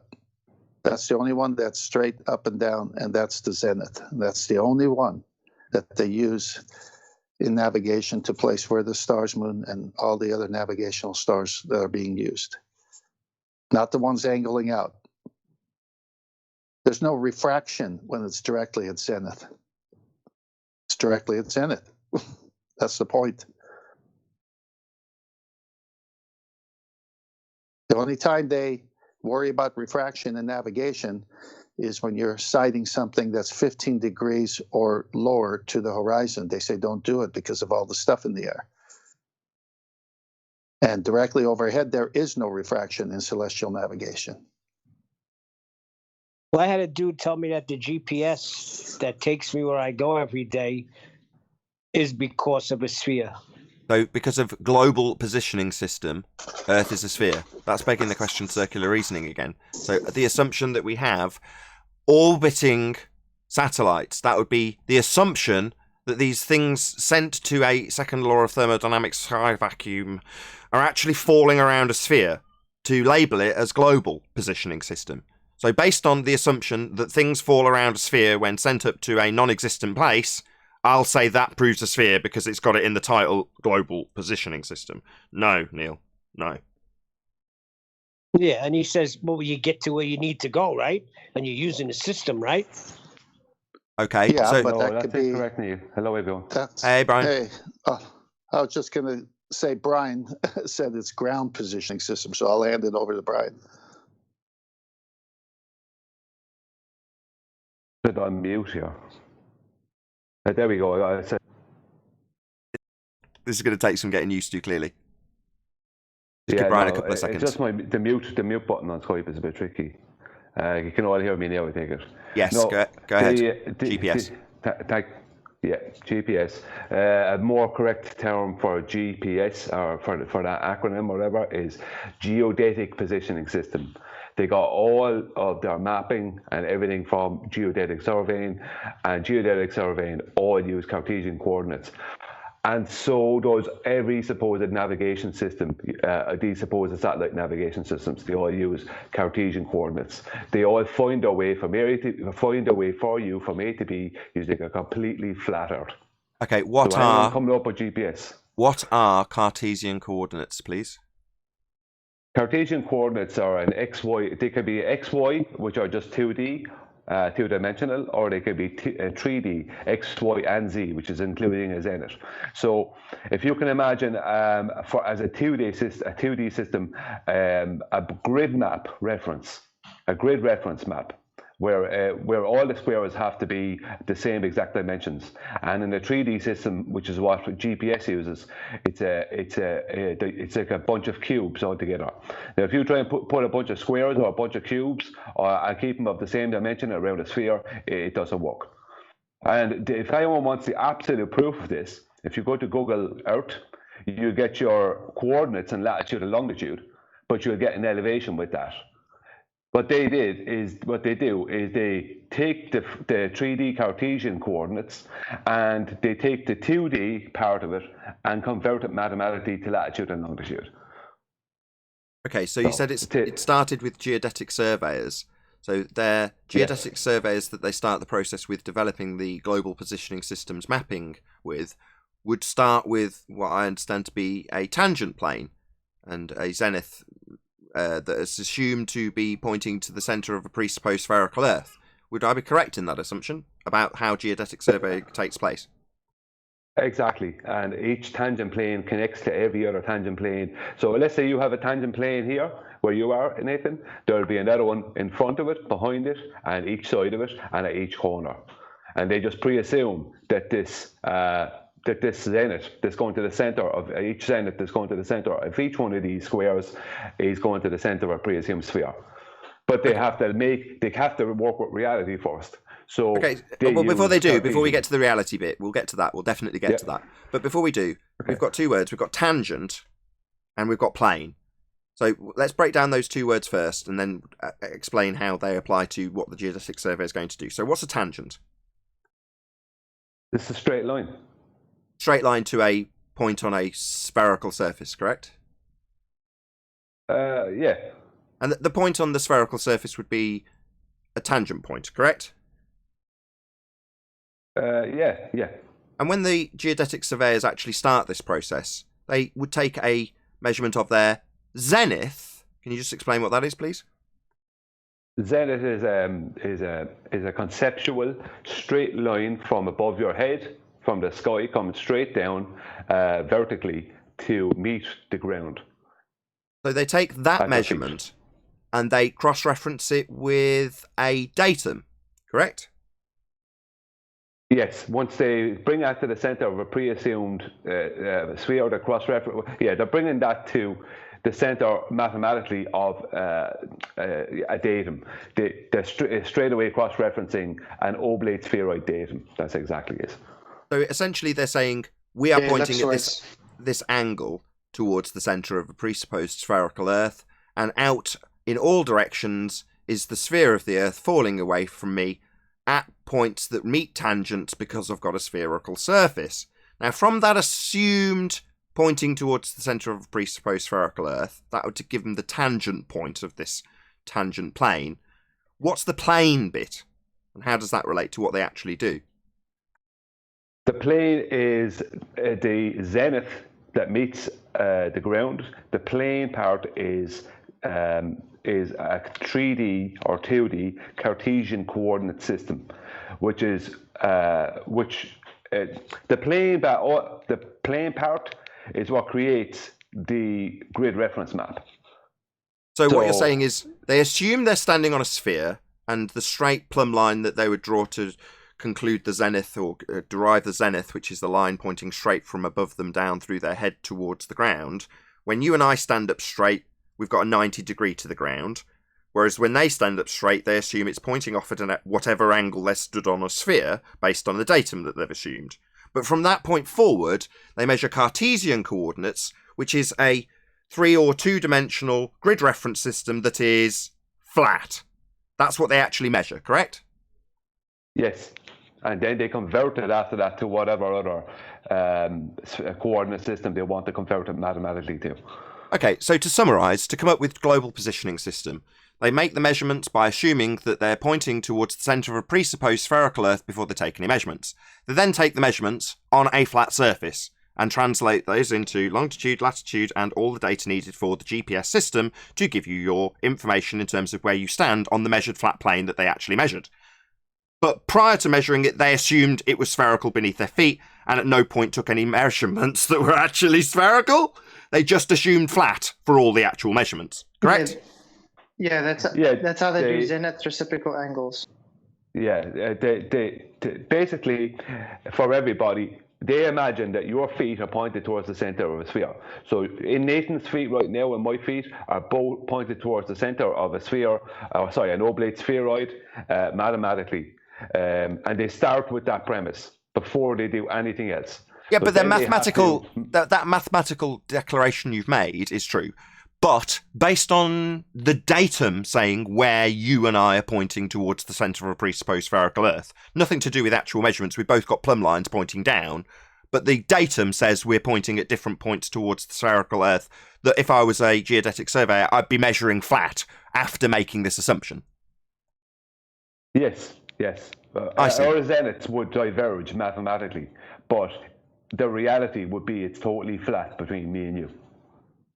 So they're measuring it flat, and before they do any measurements, assuming it's a sphere based on a datum, and then deriving this into a map, calling it a global positioning system when it's utilised for positioning someone when they move around that, originally based on a presupposed spherical datum measured flat mapping system called GPS. Yes. So it doesn't prove a sphere beyond the title and presupposition made by the geodetic surveys before they measured the flat territory that we actually walk on. Exactly. Excellent, Brian. This has been a very productive conversation today. I love Mondays. Yeah, but the world... just a biased measurement. I had Flatsoid first. The world sees it a different way. Hold on, I had Flatsoid first. Go ahead, Flatsoid. I said, it's all just a biased measurement. You can't have any actual measurements if you've already assumed your outcome before you do any measurements. Then it's not a measurement. Well, no, they still measure it. They just measure it flat with Cartesian coordinates. Yeah, but it's invalidated then. Well, no, they just have an assumption before they do any measurements that they're on a sphere based on the datum that they've cross-referenced to give them a zenith that points to the centre of a presupposed spherical Earth other than what they're actually measuring at that point. What they hold up is a plumb line. Well, their plumb line points down. But on their datum, it says it points sideways or whatever ways is pointing towards the centre of a presupposed spherical Earth based on the datum they cross-reference. But from there on in, they measure flat. So they do measure, it's just flat. Yes. Yeah, people need to do it. But you see, Hold on, Flat, sorry, whoever that was, go ahead. I'm just saying, people have to look into it. I mean, everybody just takes their word for it. And like I was talking to that guy, and he was telling me GPS, you use it, you follow it, and that's all for globe. But if they would look into it, they would see that it's not.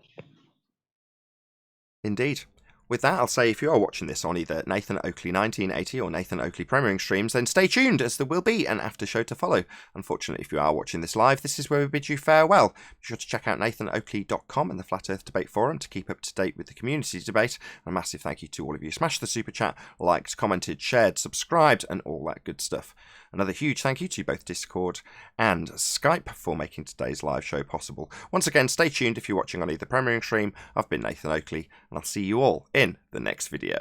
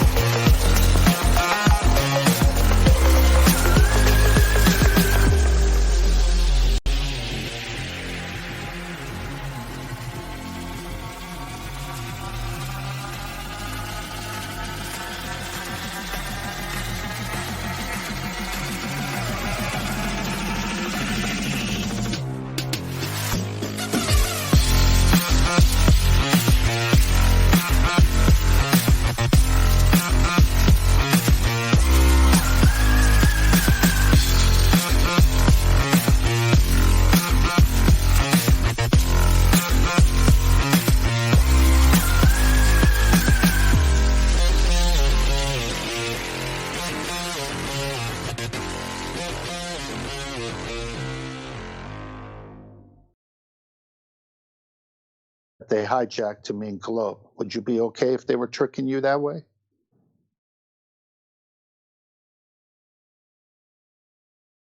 Who was that a question for, 10th? Well, to Neil, it's a response that how people are fooled into thinking global positioning system means satellite, ball Earth, etc. And I said, yeah, but this is the job falls on us who are seeking truth in this matter, like Brian's excellent summary there with you asking questions, to educate people that they got their global positioning system from actual flat plane ground positioning system. And how would they feel if they were being lied to all these years? That's the way I would approach this, and then prove it to them, if they would have it. Speaking of, did you see a balloon fell out of the sky the other day? Yeah, a Google loon, one of the Google Loon project loons. What's interesting, it can stay afloat for a year long. I should be more enthusiastic, but it's just old news, right? Yeah, the Google planes are supposed to be staying 5 years, from what I read. They're just big gliders with solar, solar strips on them and all that. So we'll see. I don't know if they're activated yet.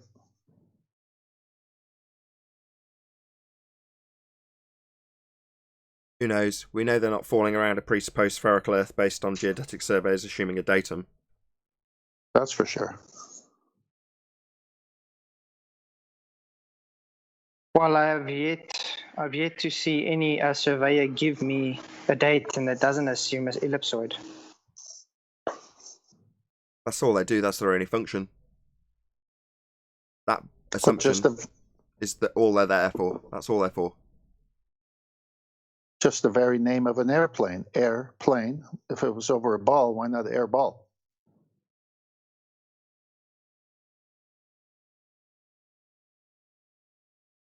I don't know. We're not living on a sphere, so Imagine how dangerous it would be to fly a plane over a ball. Fall asleep and you're all of a sudden in space or crashing down into the ground. What space?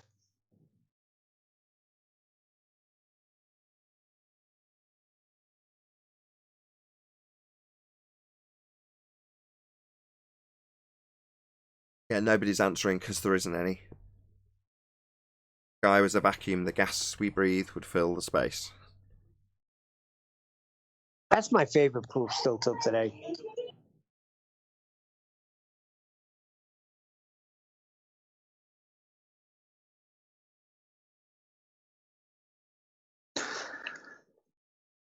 I had the opportunity to share Flat Earth just recently, and the cognitive dissonance in just when you see their eyes dilate and do things, it's like a measure of what their brain's going through. When what are you saying? Blah blah blah. I go, think about it. How can you have gas pressure without a container? How's that possible? And they know what you're saying is true, but it's fighting what all the programming is in their mind. And it's just great to see, actually. The guy I worked with the other day listened to everything I said. He said, wow, you sound right. Everything sounds true, but I just can't get past what I learned in school. And then he brought me to rockets that were being launched. And the ISS and all of this other nonsense. He explained it to them. It makes sense to them, but they can't get past it. Well, it wouldn't have the foothold on their brain if they didn't have contraptions and, stage effects, to validate the false teaching from the beginning. So if they were taught the sphere and they never saw rockets going up, it would kind of erode when Neil got to you. But now, well, where are the rockets going? And what about the ISS? And what about and so they have all of their paraphernalia to go along with the lie to keep the people in this matrix of theirs.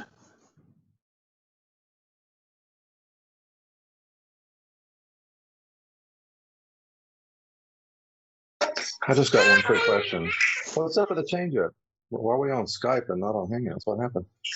No more Hangouts on air. Oh, I gotta go. The police is here for me.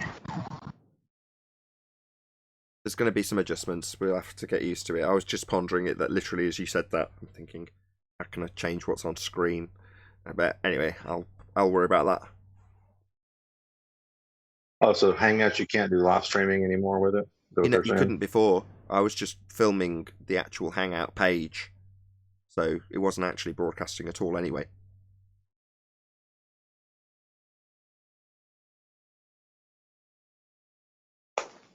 It's an old throwback to the very first show, and now it's gone. This is now not the original show anymore because there's no element of the original show part of it anymore, right? We're evolving. Wait a minute, I'm not supposed to say that. Sorry.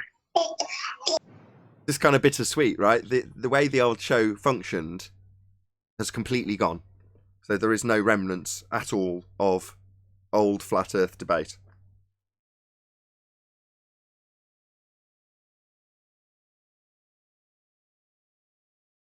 Well, at least you're still able to broadcast. Oh, yeah. You need to have a marathon, like on New Year's when they have the honeymooner marathons and the odd couple marathons. On New Year's, you should start from show one and just have them go right through. I have considered it a few times, but there's plenty of stuff that comes out. So, I put out minimum 2 videos a day. Minimum. So I just don't want to oversaturate it. And yeah, while people have said, put out some of the old ones, rebroadcast them, you mean so that there's a chat room next to them and you can chit-chat while the old shows are going on? It's like, I've got enough fresh new material to not require to do that, and doing it would oversaturate the material that's out there labelled Flat Earth Debate, in my opinion, anyway. So I've never done it as much as people have suggested it. You know, I will encourage people, go back and look at the old shows and see how different it is. Marathon, Nathan. Marathon. Yeah, okay.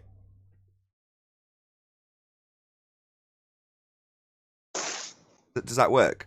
But you know what? It kind of, instead of a marathon, maybe you can, of course, like it would take a lot of work on your part if you so cared, to find like all of the shows that were the most important, like say the first show QE was on, or the first show Chocolate was on, the first show even some of the ballers like Wiggles was on, and like, you know, marathon those. I'll consider it. I mean, I think if somebody sends like me 140 something. If somebody wants to send me a show number, just one sec. If somebody wants to send me a show number and say this particular show had this, this, and this happen in it, and for that reason I think you should rebroadcast it. It might be the case that one of the shows we say, okay, right, on this show, what we're going to do is sod the public. No one can join. We'll just sit around and discuss an old show.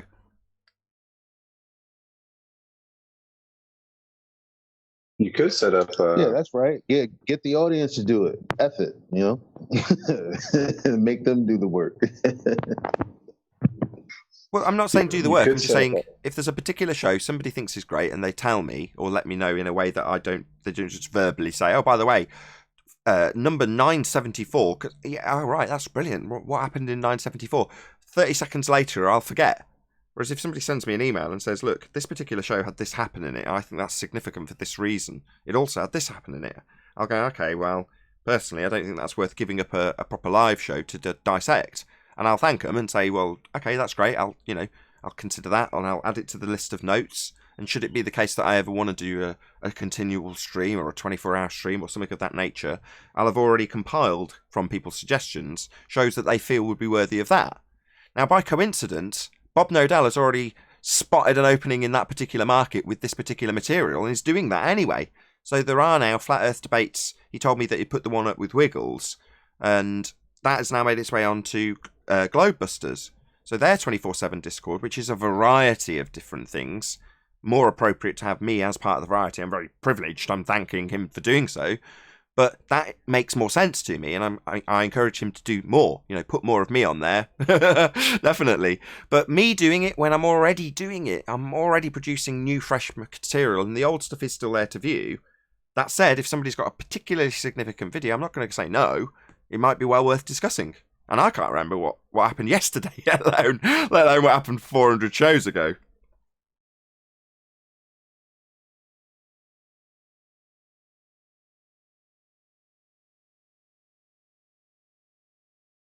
Keep moving forward. The past is over. Yeah, I'm with that too. I mean, I can see it from both sides, Brian. You know, my overarching attitude is the same as yours, though. I think, you know, there's enough. I put in enough effort as it is to keep it fresh and new. Now, even then, people go, "Oh, you're saying the same things." It's like, yeah, Earth's still flat. Earth is still not a sphere. You've still got no scientific evidence. But the rest of the Western world, who have no idea we even exist, don't know that yet. So, yeah, it's going to be repetitive from that point of view. So making it repetitive and covering stuff by repeating it and discussing it, I don't know. I don't want to do it necessarily. I mean, I might change my mind. I've discussed it many times. What's the title of your show? Flat Earth Debate. There it is. Why even I try to explain it?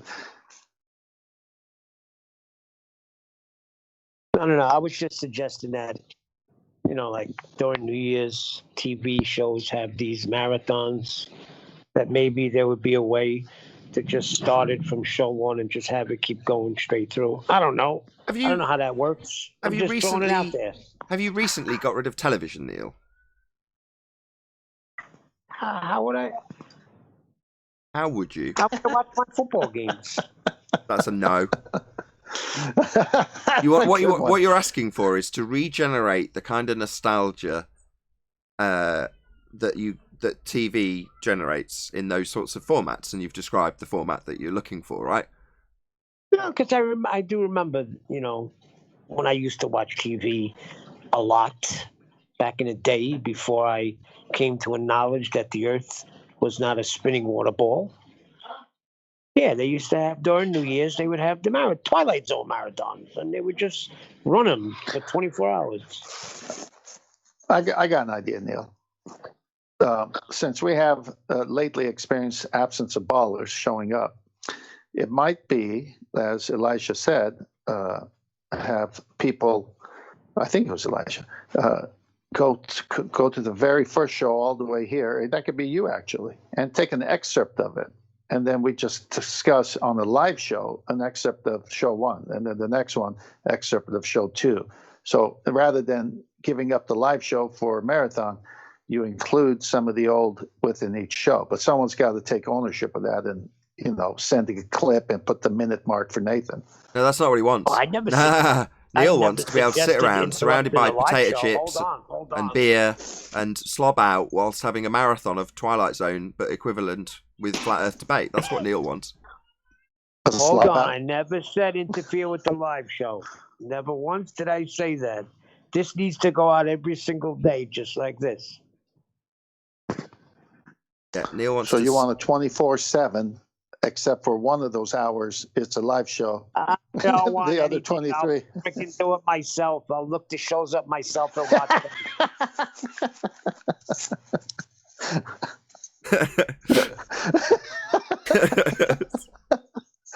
I love you, Neil.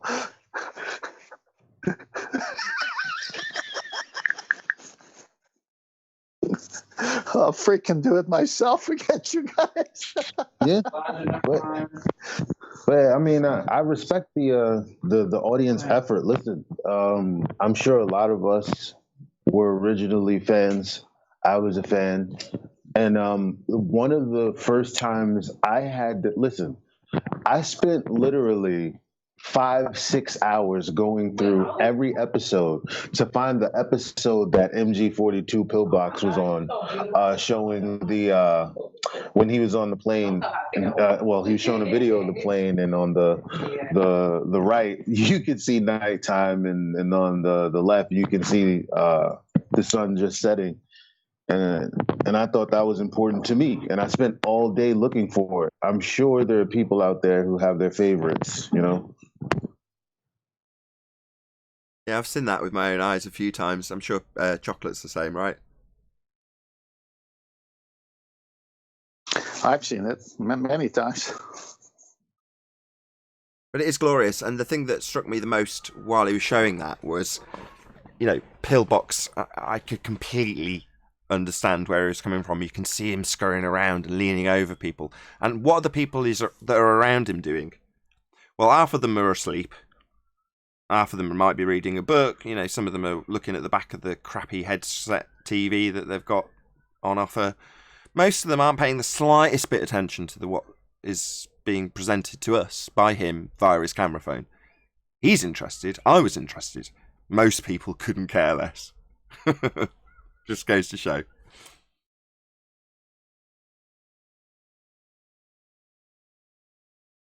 I had a flight from Hawaii to LAX, and from LAX, maybe an hour, 40 minutes later, another flight to Georgia, then a little bit layover in Georgia, not long, from Georgia all the way to Madrid, Spain. And it was such a long flight with just small layovers at each stop that I saw what you guys are saying, and I was so tired by the time I got into Madrid, Spain. It was just one of those things where I couldn't sleep. I just had to keep looking out. And that was before Flat Earth show or anything I knew. It's just I always liked looking out the windows and seeing the earth and the sky.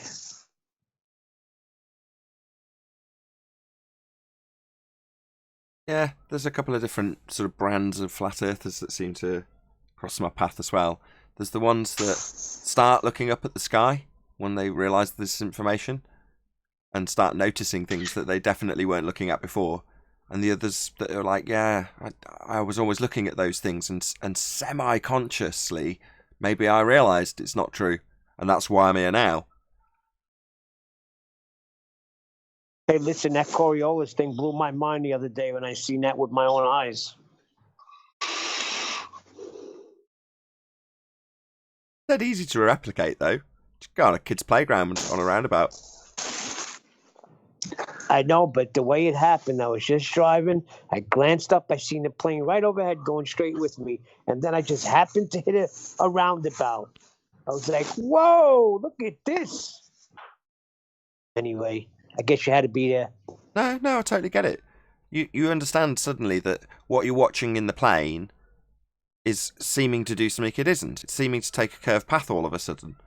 Well, if you're only looking at the plane, ignoring the fact that your car is actually taking a rotating path beneath it, then from your vantage point, it looks like the curve is suddenly real. And it is, it's apparent. You're seeing it curve, aren't you? That's what you saw. It seemed, it was apparent, you saw it curve. Did the plane suddenly take a massive detour?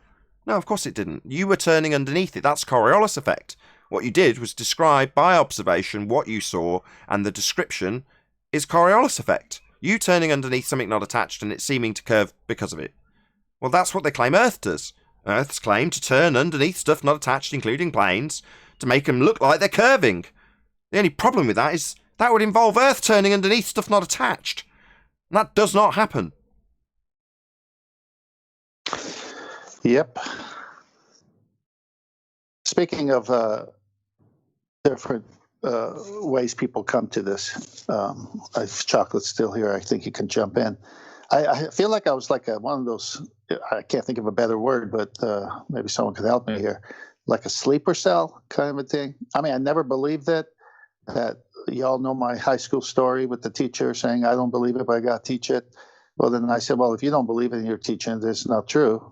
So, but then I didn't pay attention to it. And all of a sudden, when the time is right, when I first saw Flat Earth pop up, from the tip of my toes to the top of my head is like a charge of excitement, electricity. I knew it. You know, it's like, then it's like, all right, I'm on it now. Because now, what is that?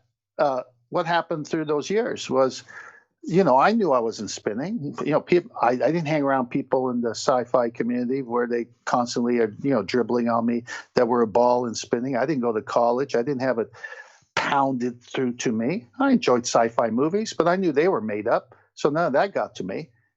So I wasn't under the constant barrage of affirmation and, you know, conditioning. And then when I first saw Flat Earth, actually in the internet feed somewhere, when I was looking at the, what was it? It was, what's his face? 40 pictures from Antarctica. And I said, well, what's this got to do with anything? And then that's when I first saw it. It was like, boom. So I would say it's because of the lack of conditioning, the lack of college and university where they constantly push it on you, that I was able to, you know, behave the way I behaved when I first saw it. What say you?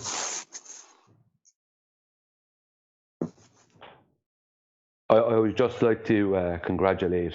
Sorry, just slightly off topic of what Tent Man said, but I think it's important. I congratulate Neil on testing negative for the Coriolis virus. I thought no, all flat earthers are immune by default. Oh well, that's a relief. Good one. That was good. Some say we are the cure. I can't catch it and I can't give it, right? You're the cure. You're the antidote. I am it. Oh, so wouldn't you agree that the lack of conditioning and the constant barrage of heliocentrism and all that stuff didn't get to me because I didn't put myself in front of it, obviously. Only you can tell, I suppose. Self-assessment rules here. Well, for people who gone to, I'm not saying university is bad. I'm just saying if you go there and you're constantly putting yourself under the conditioning mechanisms that they use to, whether university or college and all that, it's just being reinforced all the time without you knowing. Ask Adam. There, Adam. The best is when Anthony had that debate with those college kids. I loved that. I just say my name. Did? Yeah. Do you want to ask your question Sorry, again, dude, I was just down. I was just getting a coffee. Can you They ask never say your name right anyway. It's the Adam Meakin. Can you ask Like when the you're Adam from Meakin? the Bronx. Can you ask the Adam Meakin the question again, please, 10th? Well, it was more of a statement followed by a question. I was saying that when I had that encounter in high school with the teacher who says he doesn't even believe it, but he's got to teach it. I said, well, then it's not true, and I don't believe it anyway because I don't feel myself spinning. And then because I didn't go to college, university, and I only looked at sci-fi movies as entertainment, never believed that it was real stuff. When I first ran across the first public statement on the internet about flat Earth, I got all excited and said, "Yeah, I knew it all the time," you know. And I say, "Well, why did that happen that way?" Not to the best of my understanding. It's because I didn't go through the systems where they constantly put it on you and precondition you and etc. So I was trying to get people's opinion as to what they thought of that. Get that, Adam? Or do you want a summary? I'm not sure what I'm commenting on. I know. Well, let me summarise the question. Would you agree or disagree that upon going through higher education system, you will become more indoctrinated into the heliocentric worldview than if you were not? Yeah, of course, yeah. It's part of it is it's acceptance that other you kind of taught to accept that other spheres, even if they contradict you, they know better. So you kind of secede to their greater knowledge in any subject. So like a pharmacist would, look at a physics department, and even if there's some contradiction, you'd look there and be more willing to accept a contradiction because you're being told it sits in another department and boffins have sorted that out, even though it looks odd to you. So I suppose the way it's decompartmentalized, isn't it? The knowledge lends to that.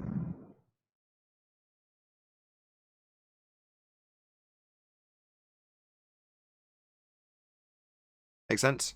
So, in other words, if you're working in the math department and somebody in the biology department says something that seems contradictory, you say, well, they are the subject matter expert in that sphere, therefore I'll just accept it based on the fact that they are the experts and they work in that field and their contradictions are their problem. Almost, no? Yeah. Whereas if you're here on your own and you're proving to yourself, you go from one bit to the other and you draw your own conclusions, don't you? Which I think you're more, as Tim was saying, you're more likely to come to that non-mainstream conclusion, whatever it is, if you go there and prove it to yourself, as opposed to just accepting a statement. And that what tends to be what happens, I suppose, is the biggest error. You would accept something, not necessarily prove it. Well, that's the very admirable thing that Dr. John Dee is currently doing, isn't it? He's basically, rather than in this example where we're talking about different spheres of education basically taking it as read that what they say is correct, in his particular example, he's saying, well, let's look at my own field that I've already achieved the PhD in and analyse how the presuppositions that my field has taught me in are functioning. And he's done exactly that. He contacted me the other night with another example. I won't go into it now, but that's a much better way of doing it, right? Point the finger at yourself, so to speak. That's what he's doing. He's saying, right, what does my field assume? Let's have a look. And then he contacts me in horror. I don't know why he contacts me in horror, but he does. Is this really this case? And I'm like, yeah, I won't go through it now. But anyway, yes, that's what Dr. John Dee's doing, right? Yeah, he's on it. Energy at the moment, and he's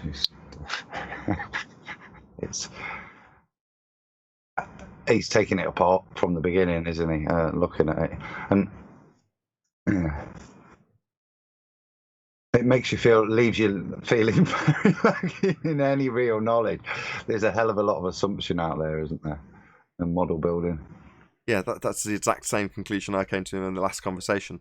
The more you look into this stuff, the more you realise that you're basically clueless and don't know anything, and any perceived knowledge that you had is actually wrong. So the further you go, the dumber you feel.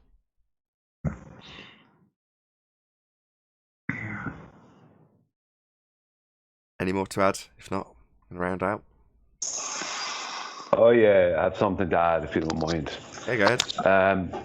We were given, and this is what we are actually fighting against now, we were given what I'm terming as a mathematical miracle, because we were given mathematics, the exact mathematics, from Pythagoras.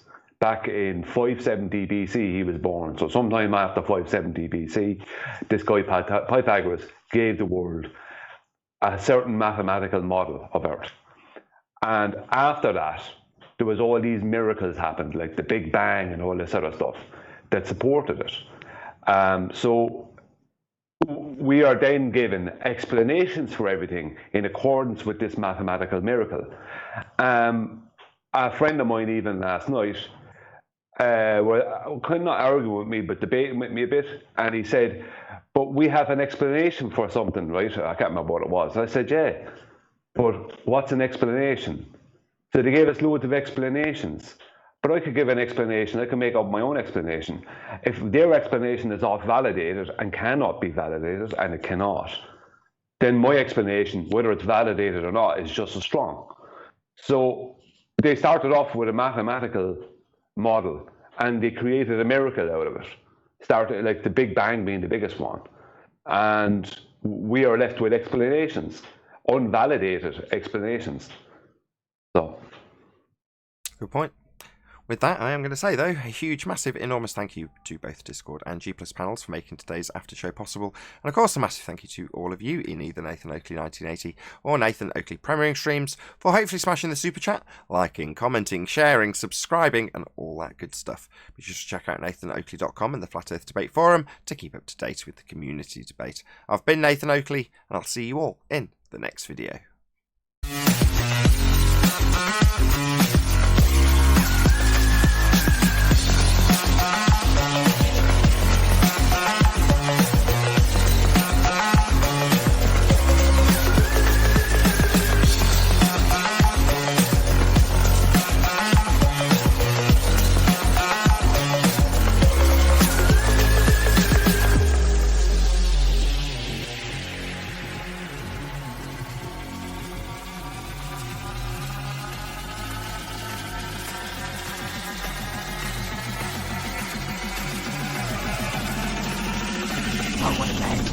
What a lovely day!